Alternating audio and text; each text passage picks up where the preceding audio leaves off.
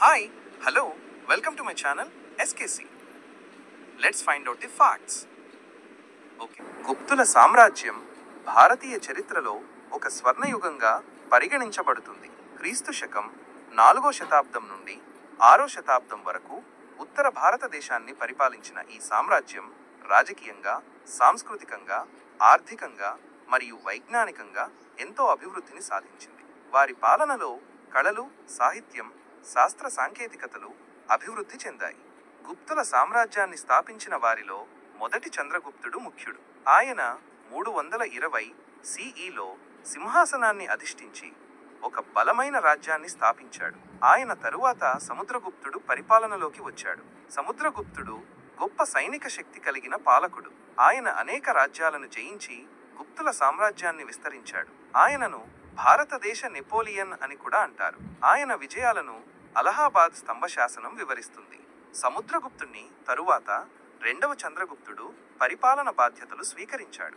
ఆయన కాలంలో గుప్తుల సామ్రాజ్యం మరింత విస్తరించింది మరియు సాంస్కృతిక రంగంలో ఎంతో అభివృద్ధి జరిగింది. ఆయన విక్రమాదిత్యుడు అనే బిరుదును కూడా పొందాడు. ఆయన కొలువులో కాళిదాసు వంటి గొప్ప కవులు మరియు పండితులు ఉండేవారు. ఫాహియాన్ అనే చైనా యాత్రికుడు 2వ చంద్రగుప్తుని కాలంలోనే భారతదేశాన్ని సందర్శించాడు మరియు ఆయన పాలనను ఎంతో మెచ్చుకున్నాడు. గుప్తుల పాలనలో పరిపాలనా వ్యవస్థ బాగా వ్యవస్థీకరించబడింది. రాజ్యాన్ని వివిధ ప్రాంతాలుగా విభజించి వాటిని పాలించడానికి గవర్నర్లను నియమించేవారు. భూమి శిస్తు ప్రధాన ఆదాయ వనరుగా ఉండేది. వ్యాపారం మరియు వాణిజ్యం కూడా అభివృద్ధి చెందాయి. రోమ్ మరియు ఇతర దేశాలతో గుప్తులకు వర్తక సంబంధాలు ఉండేవి.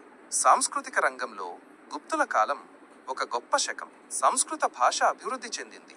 కాళిదాసు అభిజ్ఞాన శాకుంతలం, మేఘదూతం వంటి గొప్ప నాటకాలు మరియు కావ్యాలు రచించాడు.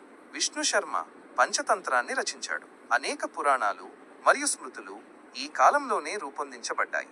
గుప్తుల కాలంలో కళ మరియు వాస్తుశిల్పం కూడా ఎంతో అభివృద్ధి చెందాయి. సారనాథ్లోని బుద్ధ విగ్రహం, అజంతా మరియు ఎల్లోరా గుహలలోని చిత్రాలు మరియు శిల్పాలు గుప్తుల కళా నైపుణ్యానికి గొప్ప ఉదాహరణలు. దేవాలయాల నిర్మాణం ఈ కాలంలో ఒక ప్రత్యేక శైలిని సంతరించుకుంది. దశావతార దేవాలయం వంటి అనేక ముఖ్యమైన దేవాలయాలు గుప్తుల కాలంలోనే నిర్మించబడ్డాయి. వైజ్ఞానిక రంగంలో కూడా గుప్తుల కాలం ఎంతో ముఖ్యమైనది. ఆర్యభట్ట, వరాహమిహిరుడు వంటి గొప్ప గణిత శాస్త్రవేత్తలు మరియు ఖగోళ శాస్త్రవేత్తలు ఈ కాలంలోనే వెలుగులోకి వచ్చారు. ఆర్యభట్ట సున్నా యొక్క ప్రాముఖ్యతను మరియు భూమి గుండ్రంగా ఉంటుందని చెప్పాడు. వరాహమిహిరుడు ఖగోళ శాస్త్రం మరియు జ్యోతిష్యం గురించి ముఖ్యమైన విషయాలు తెలియజేశాడు. మతపరంగా గుప్తుల పాలకులు హిందూ మతాన్ని ఆదరించినప్పటికీ ఇతర మతాలను కూడా గౌరవించారు. బౌద్ధ మరియు జైన మతాలు కూడా ఈ కాలంలో అభివృద్ధి చెందాయి. నలంద విశ్వవిద్యాలయం గుప్తుల కాలంలోనే స్థాపించబడింది మరియు ఇది ప్రపంచవ్యాప్తంగా విద్యార్థులను ఆకర్షించింది. గుప్తుల సామ్రాజ్యం 6వ శతాబ్దం మధ్యనాటికి బలహీనపడటం మొదలైంది. హూనుల దండయాత్రలు మరియు అంతర్గత కలహాల కారణంగా సామ్రాజ్యం విచ్ఛిన్నమైంది. అయినప్పటికీ గుప్తులు భారతదేశ చరిత్రపై చెరగని ముద్ర వేశారు. వారి కాలం సాంస్కృతిక మరియు వైజ్ఞానిక అభివృద్ధికి ఒక మైలురాయిగా నిలిచిపోయింది. వారి వారసత్వం తరువాతి తరాలకు స్ఫూర్తినిస్తూనే ఉంది. గుప్తుల పాలనను భారతదేశ చరిత్రలో ఒక సువర్ణ యుగంగా ఎప్పటికీ గుర్తుంచుకుంటారు. వారి పరిపాలనా విధానం, కళలు, సాహిత్యం మరియు శాస్త్ర సాంకేతిక రంగాలలో వారు సాధించిన విజయాలు అనన్యమైనవి. మరిన్ని ఆసక్తికరమైన వీడియోల కోసం మా ఛానల్ని తప్పకుండా ఫాలో అవ్వండి. అలాగే ఈ వీడియో మీకు నచ్చితే లైక్ చేయండి మరియు మీ స్నేహితులతో షేర్ చేయండి.